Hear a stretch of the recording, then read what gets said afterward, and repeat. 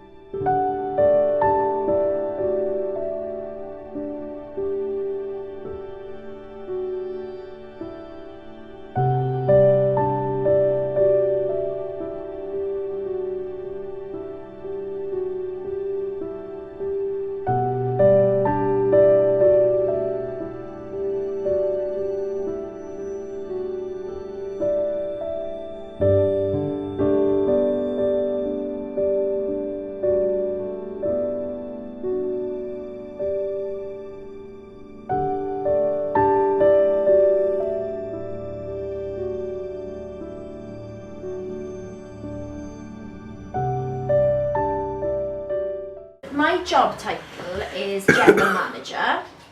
So my purpose then within the business is to make sure that the business is running and making sure it brings money in really, and make sure everything runs smoothly. Any problems, everybody comes to me. I'm the main point of contact, and then I report over to the owners of the business then. So not only do I manage the Browns itself, but there's a pub next door as well called the New Three Mariners. So I also look after that too.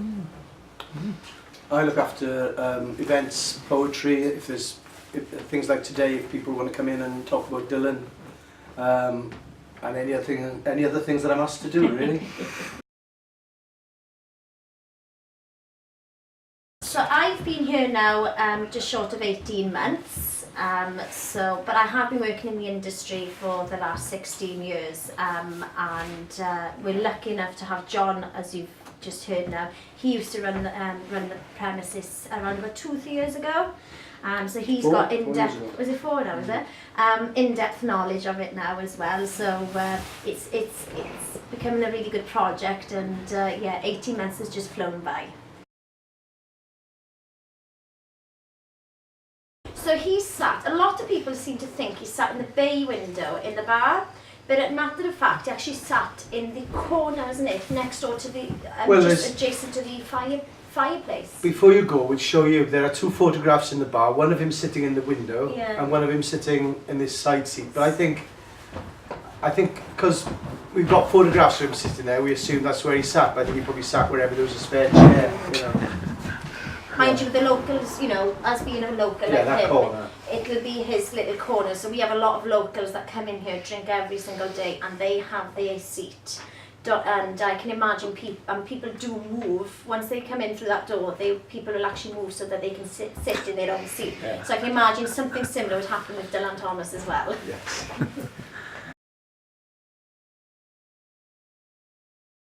Well, Dylan's routine was that he'd get up in the morning, he'd play with the kids, because he had 3 children. Then he'd go and see his parents across the road.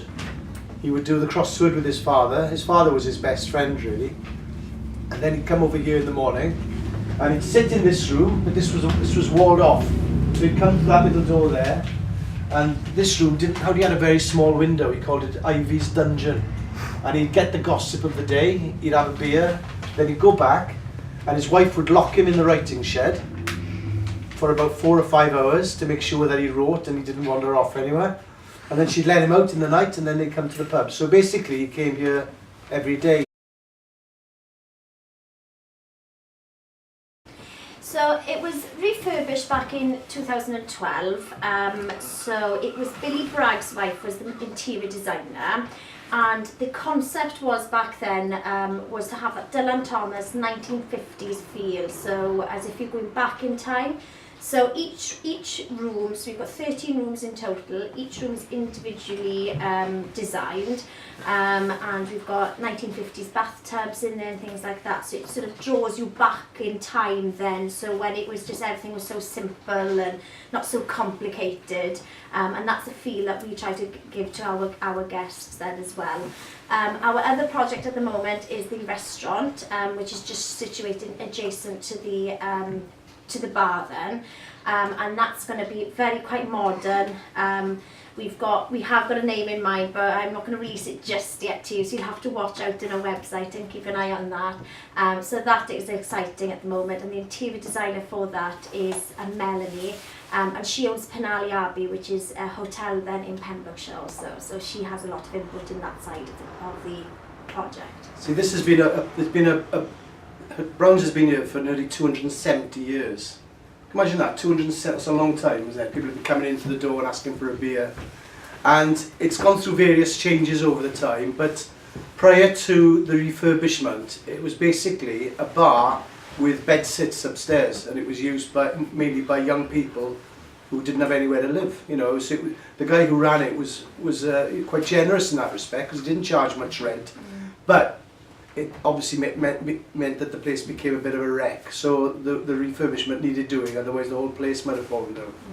But also it's worth to point out, you were saying about how generous that chap was, the landlord at that point. Our breakfast chef, Morag, she actually used to live in one of the rooms, so she very much tells us on a daily basis, you know, this is where my bed was and what have you, so it's just adding to that history and adding to the character of the building, which is brilliant to tell customers and guests alike then, you know.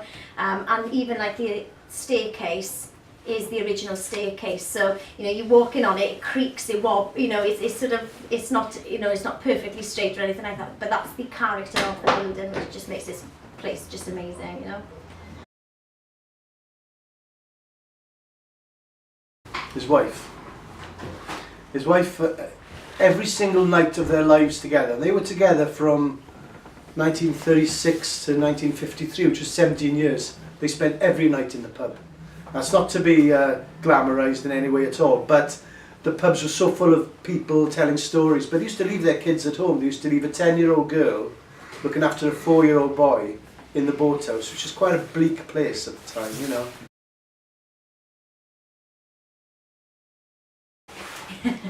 Yes, I love my job. You smile. I must admit, it's completely different to what I'm used to previously. But Laugharne is just such a quirky, such a different place, which is probably why Dylan Thomas loved it so much. It is different to any other place you'll ever go to. But yeah, it is just so delightful, just driving down every day, looking the estuary and what have you, when the locals are just incredible. They're quirky, they're weird, they're odd, but they're absolutely fantastic, which actually makes our jobs enjoyable. And the people that come through the door every day, the vast amount of people that we see, all walks of life, just makes it just a brilliant place to work.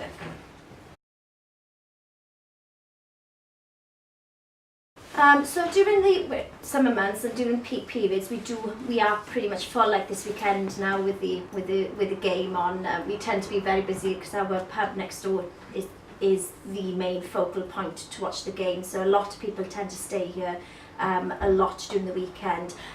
We do have also midweek, we do have a lot of workmen staying here because of the MOD down in Pen-y-Bryn. So so we do get a variety of customers. So our occupancy rate is around about 60-65% on average over the year. Yeah, we had a lot of famous people through the door. I touched on it a little bit earlier, but a few years ago, Sir Anthony Hopkins popped in for a cup of tea. I don't know if you're probably not aware of many of his films, but he's a famous Welsh actor. Richard Burton, who was another famous Welsh actor from near Talbot, he came here way back. Elizabeth Taylor, his wife, who was probably one of the most famous Hollywood superstars, came here as well back in the 70s. Pierce Brosnan, who was a James Bond about 10-15 years ago. And as I said, the Laugharne weekend brings all sorts of people in here. Stacey Gemma- Slater from Gemma- EastEnders. Gemma Kenny, Radio 1 DJ's been here. I'm trying to think who the class might know. Yeah. That's The what I younger think. end. Probably know Stacey Slater, don't you? Yeah, Yeah, I know. Josie Long, do you know Josie Long? Who's the Kate Tempest? You know Kate Tempest? She's been here. So yeah, I mean, a lot of famous people still come. President Carter's been here. I was here 4 years ago when Charles and Camilla came in. And Camilla had lunch here whilst Prince Charles went off to unveil a plaque somewhere. And when he came back, there was a knock on the door. I opened the door and it was Prince Charles. He said, "Is my wife here?" As if he was some sort of, you know, just person in the town looking for his missus. You know, it was really funny. Well, as I said, it was opened in 1752, which is just, that was before, you know, the American Declaration of Independence. It's been here a very long time. It was called the Commercial Inn originally, and it got changed to Brown's Hotel when a farmer from Somerset called James Brown, James Brown was the soul singer. John Brown took it over around about 1900 and he renamed it Brown's Hotel. So the refurbishment took around about a year to redecorate. That was the main project when the current owner took over this place. But the restaurant now is currently being renovated now. So we're hoping, fingers crossed, that the place will be open in May, that side of the building. So we'll wait and see now. It took a long time because they basically took it back to the bare walls except where there were nice features. So it was a big job. It was almost like building a new building inside an old building.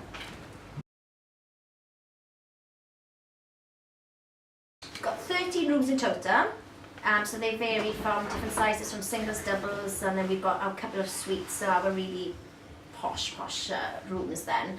And we've also got the restaurant, which I've touched upon earlier, and then we've also got the back of the building, we've got a conference block, so it's something that we're trying to push at the moment. So there's plenty of little rooms, quirky little rooms like this reading room and what have you, but yeah, 13 rooms for guests to stay in.